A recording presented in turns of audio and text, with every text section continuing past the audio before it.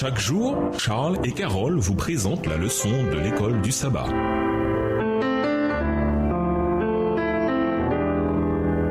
Bienvenue à votre émission Dieu nous parle. Nous voilà sur de lundi. L'âme qui pêche est celle qui mourra. Lisons Ézéchiel 18, les versets 4 et 20 et Matthieu 10, verset 28. De quelle manière ces versets nous aident-ils à comprendre la nature de l'âme humaine? Ézéchiel 18, les versets 4 et 20. Voici, toutes les âmes sont à moi, l'âme du Fils comme l'âme du Père. L'une et l'autre sont à moi. L'âme qui pêche, c'est celle qui mourra. Verset 20. L'âme qui pêche, c'est celle qui mourra. Le Fils ne portera pas l'iniquité de son Père et le Père ne portera pas l'iniquité de son Fils. La justice du juste sera sur lui et la méchanceté du méchant sera sur lui. Matthieu 10, verset 28. Ne craignez pas ceux qui tuent le corps et qui ne peuvent tuer l'âme. Craignez plutôt celui qui peut faire périr l'âme et le corps dans la géhenne. La vie humaine dans ce monde de péché est fragile et éphémère. Ésaïe 40, les versets 1 à 8. Rien de ce qui est infecté par le péché ne peut être éternel par nature. C'est pourquoi, de même que par un seul homme le péché est entré dans le monde, et par le péché la mort, de même la mort a atteint tous les hommes parce que tous ont péché. Romains 5, le verset 12 de la version second 21. La mort est la conséquence naturelle du péché, lequel affecte toute vie ici-bas. Il y a deux notions bibliques importantes à ce sujet. L'une, c'est que les humains comme les animaux meurent. Comme l'a dit le roi Salomon, car le sort de l'humain et le sort de la bête ne sont pas différents. L'un meurt comme l'autre. Ils ont tous un même souffle et la supériorité de l'humain sur la bête est nulle. Tout va dans un même lieu. Tout vient de la poussière et tout va à la poussière. Ecclésiaste 3, les versets 19 et 20.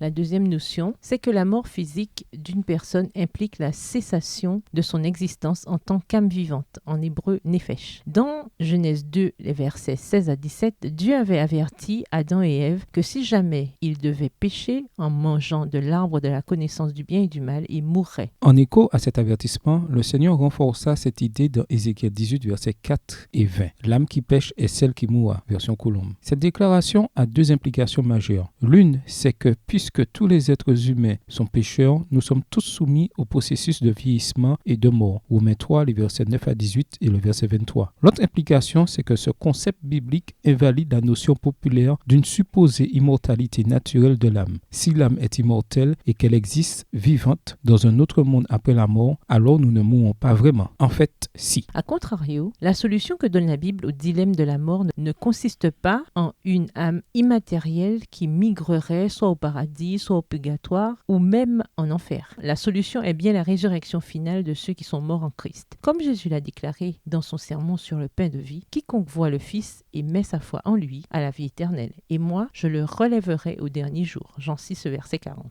Pourquoi la certitude de la seconde venue de Jésus, qui est assurée par sa première venue, après tout, à quoi servirait la première sans la seconde, est-elle aussi cruciale pour tout ce que nous croyons? Quelle espérance aurions-nous sans la promesse de son retour? Au revoir. Et à demain si Dieu veut. Dieu nous parle. Chaque jour, Charles et Carole vous présentent la leçon de l'école du sabbat.